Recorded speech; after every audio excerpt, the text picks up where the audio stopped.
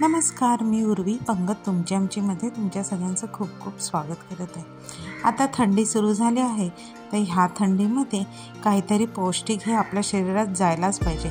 मग त्यासाठी अगदी लहान मुलांना आवडतील असे हे अख्ख्या हिरव्या मुगाचे लाडू आज मी तुमच्यावर शेअर करणार आहे।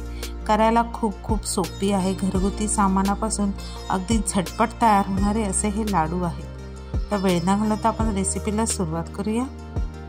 आता हे हिरवे मुगाचे लाडू करण्यासाठी इथे मी कडधान्यातले हिरवे मूग म्हणजेच अख्खे हिरवे मूग मी घेतलेले आहेत। आता इथे एक वाटी किंवा एक कप आपण असा सेट करायचा।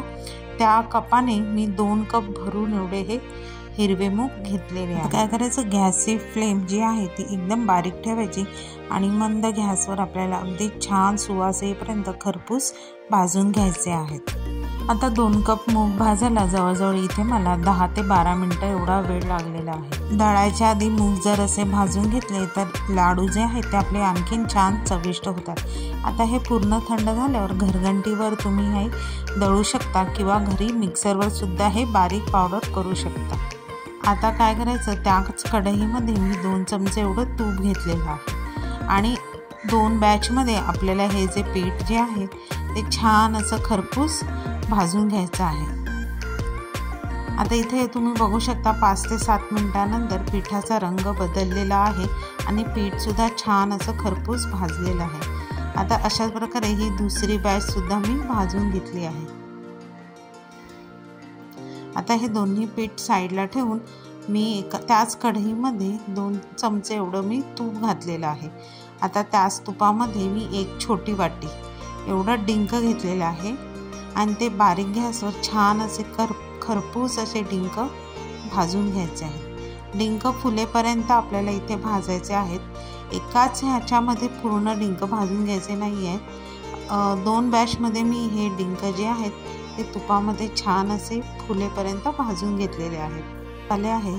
त्यामध्येच थोडंसं तूप उरलेलं, त्याच्यातच मी 1 वाटी एवढं म्हणजेच 1 कप एवढं खारीक पावडर घेतलेली आहे। ती सुद्धा छान 1 ते 2 सेकंदासाठी भाजून घ्यायची।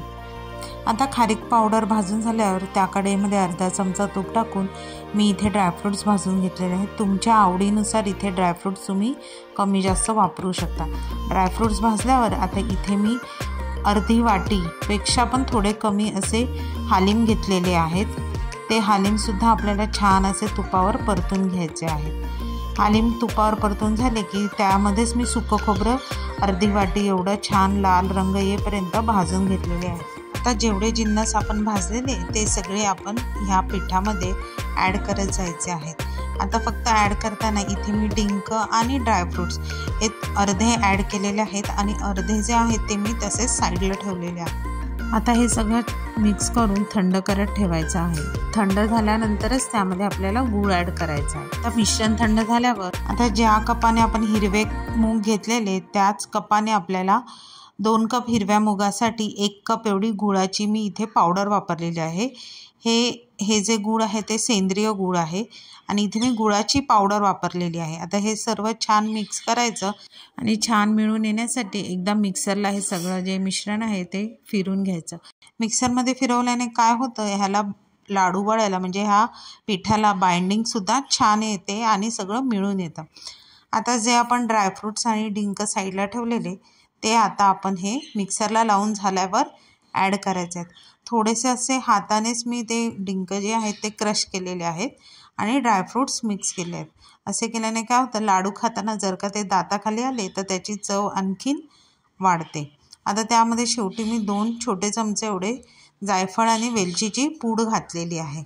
पूड घालायची आणि मिक्स करून घ्यायचे। आता हे सगळं रेडी झालेलं आहे। आपल्याला आता ह्याचे लाडू बांधायला घ्यायचे आहेत। आता लाडू बांधण्यासाठी आपल्याला इथे तुपाची गरज आहे।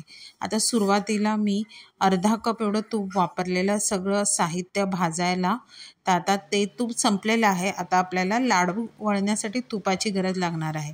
आता इथे मी अर्धा कप एवढं तूप घेतलेलं आहे। ते तूप काय करायचं, साधारण गरम करायचं आणि आपल्या पिठाच्या मिश्रणावर ओतायचं आहे आणि मिक्स करून त्याचे लाडू वळायला सुरुवात करायची आहे। जर का तुम्हाला ह्या स्टेजला तूप थोडं कमी वाटलं तर तुम्ही पुन्हा तुमच्या आवडीप्रमाणे इथे तूप गरम करून घालू शकता। आता एवढ्याशा तुपामध्ये माझे लाडू अगदी व्यवस्थित बांधले जात आहेत, म्हणजे अगदी जास्तसुद्धा तुपाची इथे मला गरज वाटली नाही, म्हणून मी तेवढंच तूप इथे वापरलेलं आहे. आता छान असे एक एक करून आपल्याला सगळे लाडू बघा वळून घ्यायचे आहेत. छोटे मोठे अगदी तुम्हाला आवडतील अशा आकाराचे इथे लाडू वळून घ्यायचे आहेत आणि लाडू खायला तयार झालेले आहेत. आता छान असे लाडू तयार झालेले आहेत. 2 कप हिरव्या मुगापासून इथे जवळजवळ 30 ते 32 असे मीडियम साईजचे लाडू तयार करून झालेले आहेत. अशा ह्या हिरव्या मुगाचे लाडू ज्यामध्ये potassium, calcium, magnesium, copper, iron, protein, vitamin C, vitamin B6 असे भरपूर गुणधर्म आढळतात. तर हे लाडू थंडीसाठी पौष्टिक तर आहेत, शिवाय लहान मुलांना सकाळी शाळेत जाताना एक लाडू खाऊन गेले तरी अगदी पोटभरीचं आणि ताकदवर असं हे खाणं आहे.